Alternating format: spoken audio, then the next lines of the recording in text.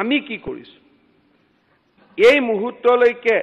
11,93,626 গৰাকী মহিলাক আমি লোনৰ পৰা ৰেহাই দিছো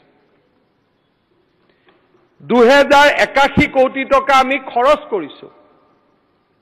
আৰু যদি এইখিনি নামে সৈতে আপোনালোকক লাগে এছেম্বলিত প্ৰশ্ন কৰক 11,03,626 গৰাকী মহিলাৰ আমি নাম ইয়াতে লৈ আহিম ইমান ডাঙৰ লোন ৰেহাইৰ কাম অসমৰ ইতিহাসত আগত কেতিয়া হৈছে ৭৫ বছৰত বানে কিমানবাৰ এই অসমখনক গৰকিলে এই অসমৰ জীৱনলৈ কিমান দুৰ্যোগ আহিলে কোনোবা এটা উদাহৰণ আছে কংগ্ৰেছৰ দিনত 1 লাখ কোনোবা ব্যক্তিক লোন ৰেহাই দিয়া আজি আমাৰ চৰকাৰৰ ৩টা বছৰৰ বিজয় যাত্ৰা মাত্ৰ ৩টা বছৰ সম্পূৰ্ণ হোৱাই নাই ৩টা বছৰ 10 মে'ত হ'ব নেকি আৰু এটা বছৰ মই অলপ বঢ়াই কৈ আছো 3টা বছৰ বুলি 2 বছৰ 8 মাহত 11,93,626 গৰাকী মহিলাই লোন ৰেহাই পালে আৰু এইবাৰ আৰু 1,65,000 মহিলাক লোন ৰেহাই দিয়াৰ বাবে বিত্ত মন্ত্ৰী গৰাকীয়ে প্ৰস্তাৱনা আনিব আমি কমিটমেন্ট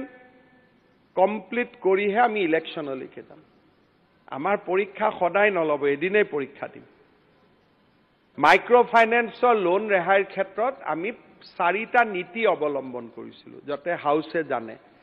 প্ৰথম আমি সিদ্ধান্ত লৈছিলো যে লোন ৰেহাই দিয়াৰ আগতে যিসকলে লোন নিয়মিতভাৱে ঘূৰাই দি আছে তেওঁলোকক আমি প্ৰেৰণা দিব লাগে কাৰণ নহলে এটো আনএথিকেল হ'ব যে লোন নিদিয়া সকলক ঘূৰাই দিলো লোন দিয়া সকলক একো নিদিলো প্ৰথম বছৰত আমি 25,000 টকালৈকে তেওঁলোকক উদগনি দিলো দ্বিতীয় বছৰ আমি কি কৰিলো আমি কলো যে যিসকলে মাত্ৰ 3 মাহৰ কাৰণে লোন দিব পৰা নাই আদাৰৱাইজ তেওঁলোকে দি আছিল তেওঁলোকক আমি উদগনি জনালো 3 মাহৰ এনপিও আমি দিলো আৰু তেওঁলোকক আমি 15-20,000 টকা কৰি উদগনি দিলো যোৱা বছৰ আমি 25,000 টকালৈকে লোন লোৱা আইমাতৃ সকলোকে এনওচি দিলো আৰু এই বছৰ 50,000 টকালৈকে লোন লোৱা সকলক এনওচি দিম 27ত 25 চনত 75,000 লৈকে দিম আমি 26 লৈকে আমাৰ কমিটমেন্ট আমি পুৰা কৰি পেলাম